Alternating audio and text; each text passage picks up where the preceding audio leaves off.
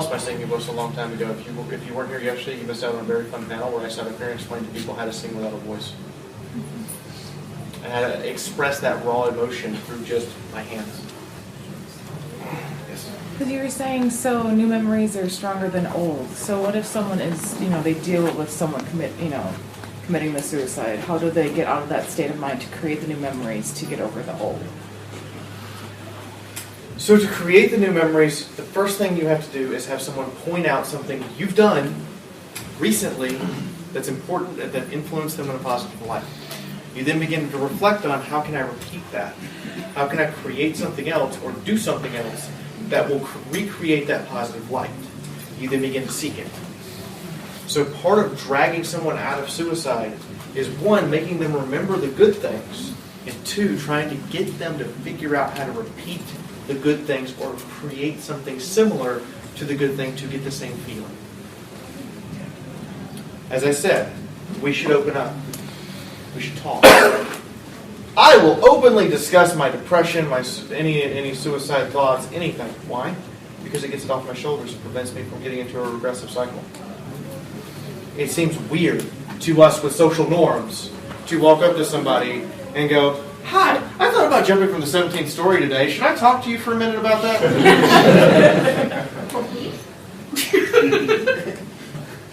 Point is, she didn't freak out and run away. She's deer in the headlights right now. I didn't actually think that. I'm sorry I put you on the spot. But you're the Pinkie Pie person in the room, so I thought maybe you'd be all right with it.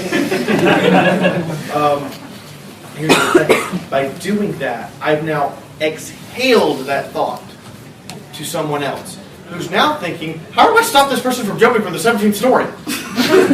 Because she doesn't want to see that. She doesn't want to see another human being die, especially by their own hand. We call it a tragedy because no one intervened. Wrong. It's a tragedy because that person didn't know they could talk to someone. That person, for some reason, has been socially aggregated to keep it in. We should be socially aggregating people to throw it out. Yes? So would that be why people do writing as a way if they feel like they Yes. can't get it out?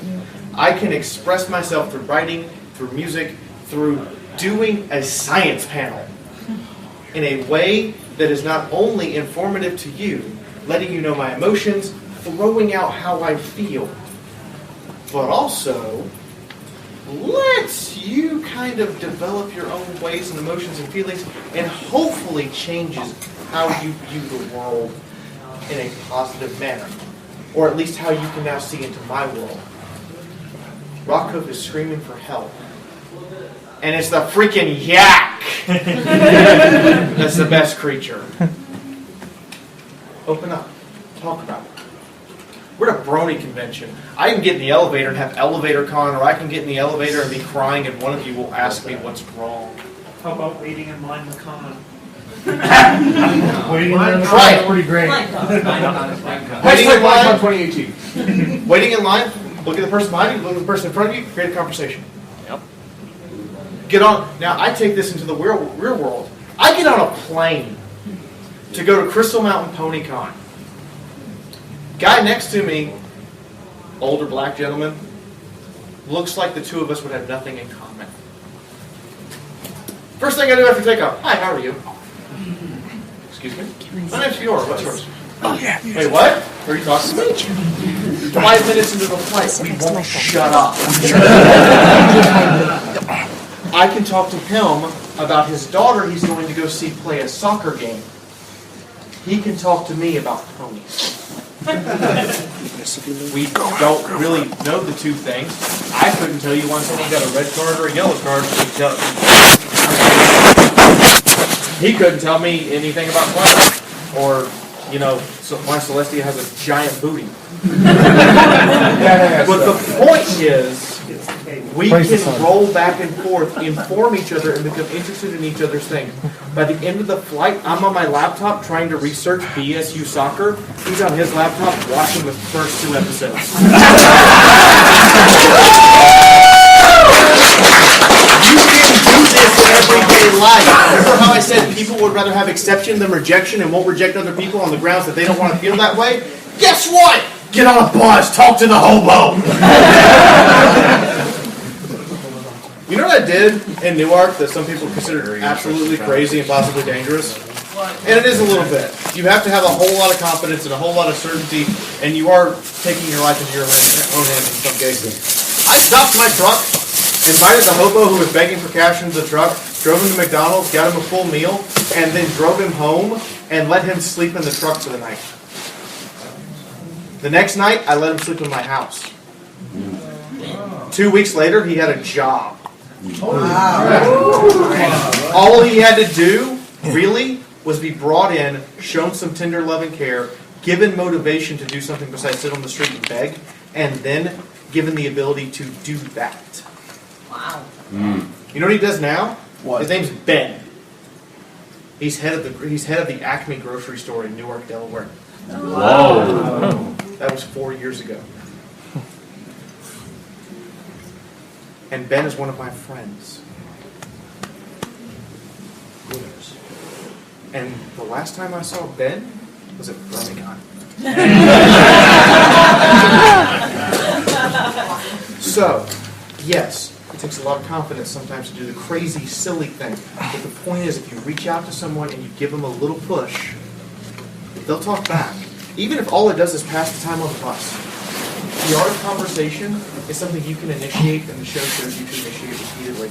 But moving on from suicide and intervention purposes, I swear to you, I will learn to operate this laptop. There's too much people in this room! I'm a wee little bit of social anxiety myself. I'm used to talking to people from the other side of a camera in a room by myself. But here, we have Flutters. Hi, Flutters. You are literally the representation of like a quarter of this fandom. I've never heard you sing a I solo swear, I'm going like to tear that this from the before. stage eventually and then It just was pretend I like a didn't know it. little slice of heaven. With ice cream on top! Johnny, I cannot believe your spectacular voice isn't part of the Ponytones quartet! Well, especially since you're having us perform for your Ponyville Pet Center fundraiser tomorrow night. Well, you see, This simply must be rectified. You must share that stunning voice at the event. Yeah! It'll be so amazing! You'll be there on stage, basking in the hot lights, the center of attention, a shining star! Everyone's staring, judging you, jealously noting how they could be way better than you. Why wasn't it them? Why wasn't it them? And then, when you choke, they'll turn on you, becoming a scene in everyone! And if you cry, never able to show your face in front of it again!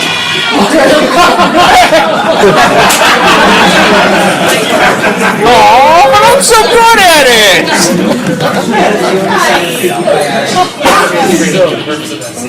What did you say? No. I think we will. Because I will throw it down the world of hurt, unless I will get his money. Run, go! As I recall, during your workshop you promised 100% satisfaction guaranteed or you pay nothing. Well, I'm not satisfied. What do you mean you're not satisfied? Every pony has always been satisfied. Well, I guess I'm the first then. But since I'm not satisfied, I refuse to pay. It's as simple as that. Are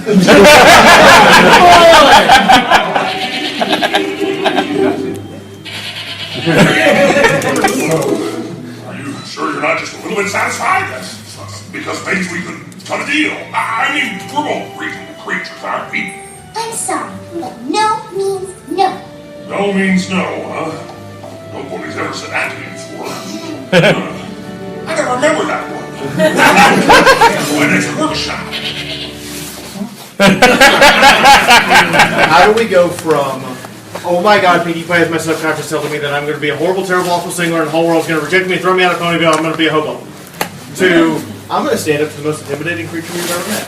Wasn't that? Two different episodes. Two different seasons. Yeah. The point being, how do we go from that to that? Encouragement from friends over a long period of time. Encouragement from friends, and remembering what you're actually capable of. If your friends are telling you, no, you're good at this, and you're bad at it, they're bad friends. If your friends are telling you, you're good at this, and you can't see why, but they're pushing you, they're giving you that little push forward. Every little inch they push You become better at it. You gain confidence until you get to the point where you're like Fluttershy here, who doesn't feel the need to yell, scream, or shout, or otherwise be loud, and yet is able to tell Iron Will, no, nope, not happening. You lose. Bye. This is relevant enough to bring up. You are a good writer.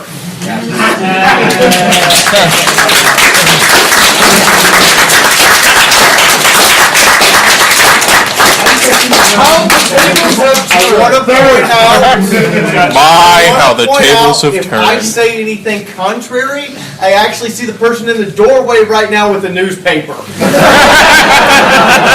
I know Chuggle's sitting around here somewhere ready. So I'm just going to say no opinion. How do you like to sit My down? research papers beg to differ. But the point is, We need 7 more. don't. 7 and I have to be in bikini for a week. It's the middle of winter. I'm going to have to be.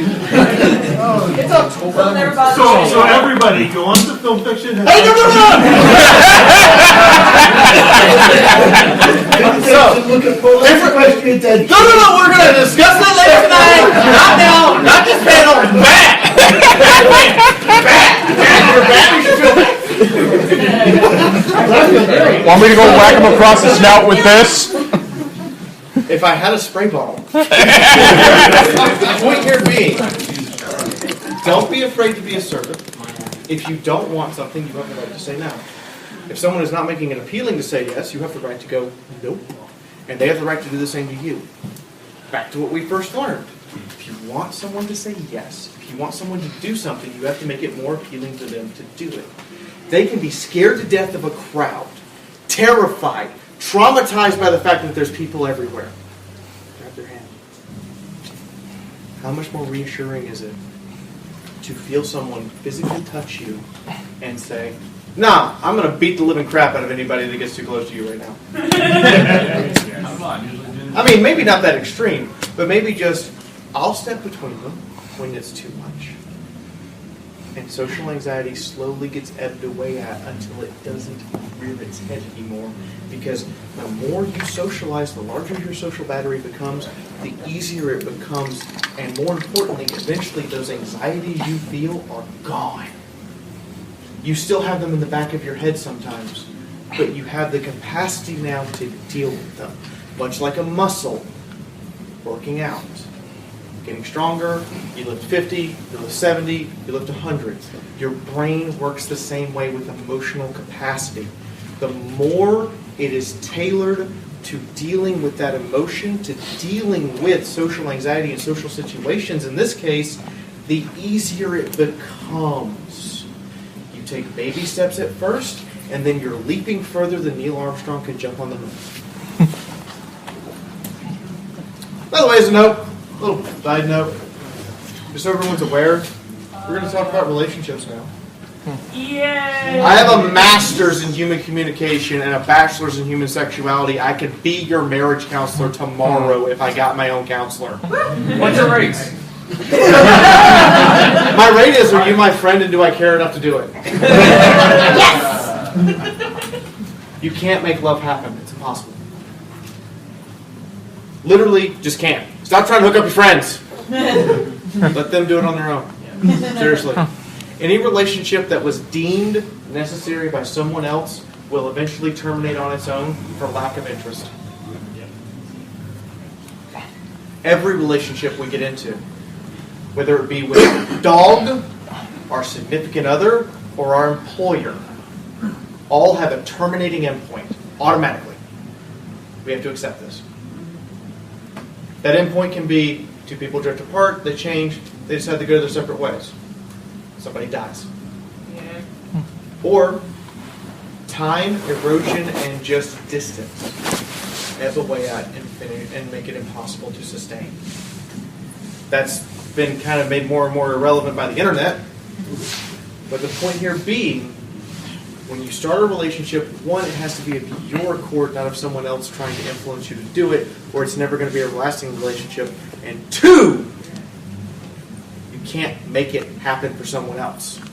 You're not that person. No matter how great you think Kelly and Drew are together, Kelly probably actually likes Angela.